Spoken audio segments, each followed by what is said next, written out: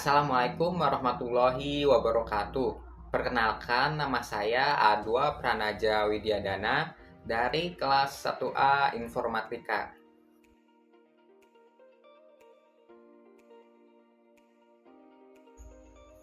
Mata kuliah kewarganegaraan.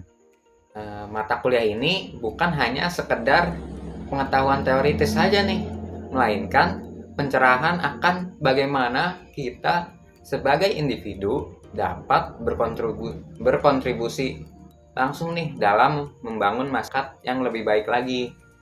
Nah, nggak hanya itu, mata kuliah ini juga akan membuka ruang diskusi nih mengenai isu-isu krusial yang sedang berkembang di masyarakat. Kita akan memahami nih berbagai perspektif dan belajar bagaimana membentuk pendapat kita sendiri secara kritis. Generasi Z yang dikenal sebagai generasi yang tumbuh bersamaan dengan perkembangan teknologi dan informasi memiliki peran krusial dalam membentuk masa depan bangsa ini. Bagaimana generasi ini memahami dan mengimplementasikan nih nilai-nilai kewarganegaraan, termasuk dalam konteks pemilihan presiden. Berdasarkan data dari KPU, 55 pemilih tahun ini nih didominasi oleh generasi muda. Nah, berarti kan suara-suara para generasi muda ini akan sangat mempengaruhi nih arah negara ini mau dibawa kemana gitu. Nah, mari kita dengarkan langsung nih dari para generasi muda ini, bagaimana sih mereka dan menerapkan nilai kewarganegaraan dalam kehidupan sehari-hari mereka gitu, serta apa yang menjadi fokus perhatian mereka dalam menghadapi pemilihan presiden yang akan datang gitu. Tanpa basa-basi lagi, ayo kita sama-sama tanya mereka. Baik teman-teman, kali ini saya akan mewawancarai seorang mahasiswa. Dengan Mas siapa kalau boleh tahu? Dengan Mas Keanu Winardi. Nah, pertanyaan pertama, menurut Mas Keanu, apa saja sih tanggung jawab pokok sebagai warga negara yang bisa dilakukan di kehidupan sehari-hari? Menurut saya tanggung jawab untuk melaksanakan kewajiban negara dalam kehidupan sehari-hari itu harus sesuai dengan nilai-nilai yang ada dalam Pancasila. Seperti nilai ketuhanan, itu berarti seperti pada sila pertama itu nilai ketuhanan, berarti itu Anda harus melakukan kewajiban Anda terhadap Tuhan Yang Maha Esa, seperti beribadah, tidak mengganggu ibadah agama lain, bertoleransi, dan juga menghargai hari-hari beragama pada agama lain. Baik. Untuk yang kedua itu sila kedua, yaitu nilai kemanusiaan. Berarti Anda itu harus menghargai hak orang lain. Berarti itu tidak boleh mengganggu hak dan kewajiban orang lain seperti mencuri, seperti membuli. Nah, untuk yang ketiga itu nilai persatuan. Itu berarti seperti bergotong royong. Sila yang keempat itu berarti nilai kerakyatan. Yang berarti jika ada permasalahan itu Anda harus menyelesaikannya terlebih dahulu dengan cara bermusyawarah. Nah, untuk nilai yang kelima itu berarti nilai keadilan. Itu berarti Anda harus adil terhadap sesama dan juga tidak mengambil hak orang lain. Ya. Menurut saya seperti itu. Oke, bagus sekali ya Mas Keanu. Nah, selanjutnya pertanyaan yang kedua, bagaimana Mas Keanu berusaha untuk memahami dan menghormati perbedaan pandangan di lingkungan sekitar Mas Keanu gitu? Perbedaan pandangan itu menurut saya adalah hal yang wajar. Jadi dengan kita berteman kepada siapa saja, tidak mempedulikan latar belakang serta agama dan lain-lainnya, itu menurut saya adalah hal yang baik. Karena jika kita berteman dengan cara memilih-milih, maka itu akan membatasi diri kita untuk lebih berkembang dan lebih terus berkembang dan maju. Oke, pertanyaan terakhir. Nah, sekarang ini kan kita mau mengadakan yang namanya pemilihan. Nah, Menurut Keanu nih, apa yang menjadi faktor utama yang akan Mas Keanu pertimbangkan dalam memilih calon presiden berikutnya?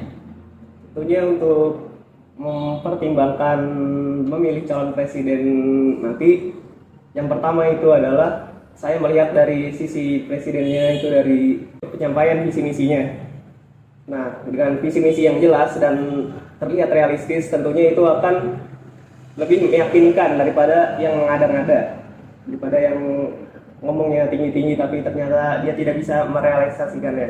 Nah, terus juga latar belakangnya itu dipertimbangkan, seperti presiden yang memiliki latar pendidikan baik, latar pengalaman masa lalu yang baik, itu akan menjadi poin plus untuk pemilihan presiden nanti.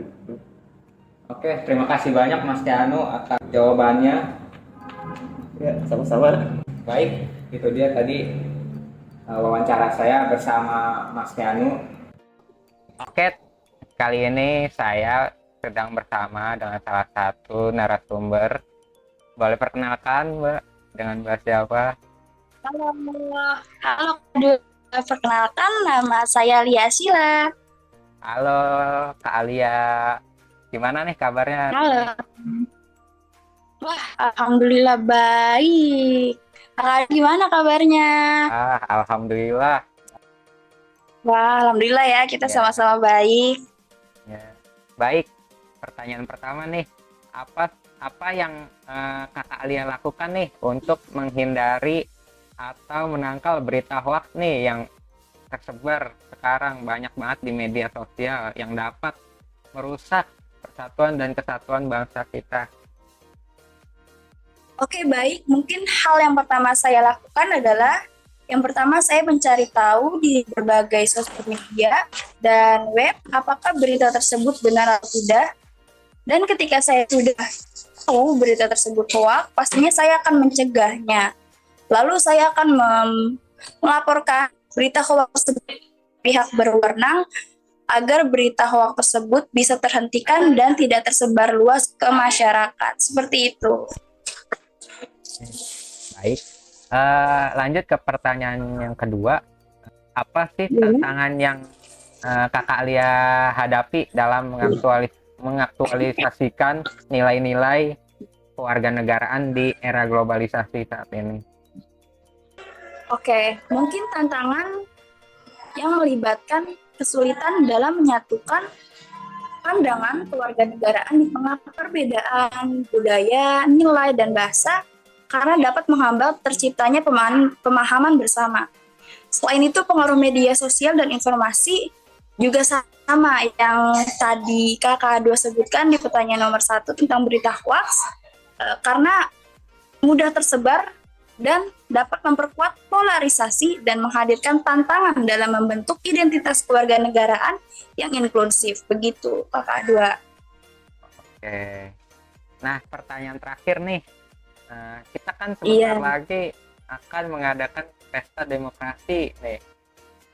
Nah, Wah, iya. apa sih yang Kakak Alia harapkan dari calon presiden yang nanti akan terpilih di 2024 nanti?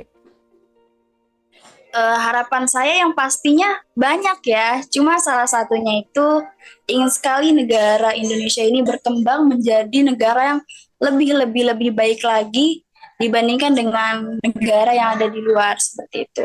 Contohnya dalam ekonomi, sosial dan lingkungan. Di Indonesia itu ekonominya itu masih kurang ya, dan terutama saya ingin ekonomi yang ada di Indonesia itu terus ditingkatkan. Jadi tidak ada yang kelaparan, tidak ada yang tidak punya rumah. Semuanya itu harus sama rata, harus bisa makan, harus punya rumah seperti itu. Jadi harus adil lah intinya. Jika semua orang bisa makan, maka rakyat yang ada di luar sana juga harus bisa makan gitu. Baik, mungkin itu saja wawancara saya dengan Kakak Alia. Mohon maaf mengganggu waktunya ya Kakak Alia. Enggak kok. Baik, terima kasih juga ya Kakak Dua. Mohon maaf kalau misalkan jawaban saya kurang berkenan atau kurang tepat untuk Kakak Dua dan teman-teman semua. Saya minta maaf ya. Mungkin nanti bisa dikoreksi. Ya. Baik, kali ini saya sudah bersama dengan salah satu responden. Tapi sebelum itu, boleh dong Kak perkenalkan diri dulu nih kepada para penonton semuanya. Halo semuanya, nama aku Sabrina. Halo Kakak Sabrina, gimana nih kabarnya? Alhamdulillah baik. Bagaimana kabarnya Kak? Alhamdulillah, saya juga baik ya. Oke, mungkin langsung saja ya ke pertanyaan pertama. Apa yang Kakak Sabrina lakukan untuk mengembangkan potensi diri Kakak nih sebagai warga negara generasi penerus bangsa? Oke, aku jawab ya. Biasanya yang aku lakuin untuk mengembangkan potensi diri pastinya dengan belajar dari pengalaman dan mencari pengalaman baru. Biasanya aku mencari pengalaman itu melalui kegiatan kayak volunteer, organisasi, atau ikut kegiatan seni dalam mengembangkan potensi diri. Dengan begitu, aku bisa mengembangkan potensi diri aku sebagai generasi muda penerus bangsa kan pastinya. Seperti itu. Oh, baik. Lanjut nih ya ke pertanyaan kedua. Bagaimana nih menurut Kakak Sabrina sendiri nih cara menunjukkan rasa cinta, bangga, dan loyalitasnya terhadap tanah air Indonesia tercinta ini? Oke, untuk menunjukkan rasa cinta tanah air ya, itu pastinya dengan belajar terkait tanah air itu sendiri gitu. Belajar terkait, kalau yang aku biasanya lakuin itu belajar terkait pemerintahan yang ada di Indonesia. Nah, contohnya tuh kayak seperti membaca berita tentang politik yang ada di Indonesia, kan dengan begitu kita jadi banyak wawasan lebih luas gitu, membuka wawasan lebih luas lagi tentang pemerintahan yang ada di Indonesia ini, bahwa oh Indonesia itu ternyata seperti ini, begitu. Nah, selanjutnya untuk rasa bangga dan loyalitas terhadap tanah air itu dengan support dan membeli produk-produk asli Indonesia atau brand lokal yang mensupport UMKM ada di Indonesia. Nah, dengan begitu, kita bisa menunjukkan bahwa produk Indonesia itu bisa berkualitas dan patut dibanggakan oleh bangsa negara Indonesia. Gitu. Oke, berarti banyak banget nih ya caranya yang bisa dilakukan. Betul. Oke, nah, lanjut nih ke pertanyaan selanjutnya. Kita kan mau mengadakan pesta demokrasi nih, apalagi sekarang itu banyak banget pemilih atau ya pemilih muda lah ya. Nah, pertanyaannya nih, bagaimana Kakak Sabrina melihat pentingnya pemilihan presiden 2024 ini nih bagi masa depan negara kita? Oke, menurut pandangan saya tentang pentingnya pemilu 2024 ini pastinya sangat penting ya, karena untuk mencapai generasi emas 2045 itu kita harus bisa jadi pemilih yang kritis gitu. Nah, karena kenapa kita harus kritis? Karena penerus bangsa ini kan adalah generasi kita ya, atau Gen Z gitu. Maka sangat penting bagi kita untuk bisa memilih pemimpin yang benar-benar bisa dijadikan role model yang baik. Ya, pemimpin yang bijaksana, pemimpin yang sesuai dengan tujuan bangsa Indonesia itu sendiri. Untuk bisa mencapai generasi emas 2045, sesuai dengan harapan bangsa. Atau harapan anak-anak Gen Z sekarang ya. Gitu. Oke, pertanyaan terakhir nih, menurut Kakak Sabrina sendiri nih, partai politik tuh menjadi faktor utama nggak sih dalam memilih calon presiden menurut Kakak? Oke, untuk menurut saya pribadi ya, partai politik itu memang menjadi salah satu faktor dalam memilih calon presiden. Tapi, dia itu bukanlah faktor utama dalam memilih presiden. Kenapa? Karena yang akan menjadi pemimpin utama negara ini kan adalah presidennya. Jadi yang harus dilihat pertama kali adalah pastinya calon presidennya, seperti itu. Jadi seberapa jauh kemampuannya untuk memimpin negara ini. Baru deh kita bisa melihat nih ke belakang siapa di belakangnya atau siapa sih dia tuh dari partai mana gitu. Nah, jika visi misi partai dengan calon presiden ini sama, barulah kita menentukan gitu ya, maksudnya dari situ bisa kelihatan kan kalau visi misinya sama berarti ya mereka sejalan gitu. Karena kalau visi misinya aja sudah tidak sama berarti kan ada yang harus dipertanyakan di dalam itu seperti itu. Jadi kalau menurut saya pribadi sih partai itu bukan faktor utama, tapi dia tetap menjadi salah satu faktor dalam kita bisa memilih calon presiden yang baik untuk negara ke depannya. Seperti itu. Baik, itu tadi dia wawancara saya dengan Kakak Sabrina. Sebelumnya terima kasih banyak Kakak Sabrina telah mau diwawancarai. Terima kasih Sabrina. Ya. Setelah kita melakukan wawancara tadi, ternyata para generasi-generasi muda ini sudah mengimplementasikan loh nilai-nilai kewarganegaraan ini di kehidupan sehari-hari mereka, baik di kantor mereka bekerja, di lingkungan masyarakat, di lingkungan rumahnya. Nah, contohnya tadi seperti yang Mas Keanu katakan, dengan melakukan ibadah menurut keyakinannya, terus saling toleransi antar umat beragama, menghargai pendapat teman, dan tidak mengambil hak orang lain. Nah, itu dia.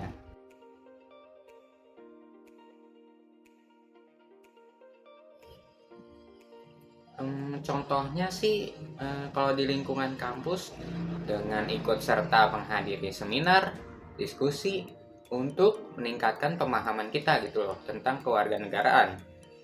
Selanjutnya bisa dengan menghargai keberagaman yang ada di kampus. Terus bisa menunjukkan sikap positif terhadap sesama mahasiswa, staf, ataupun dosen gitu. Contohnya di masyarakat sendiri bisa dengan membawa nilai-nilai positif yang dipelajari di kampus ke dalam kegiatan di masyarakat nih di luar kampus gitu loh. Selanjutnya bisa dengan menyebarkan kesadaran tentang toleransi di masyarakat. Nah, itu dia tadi.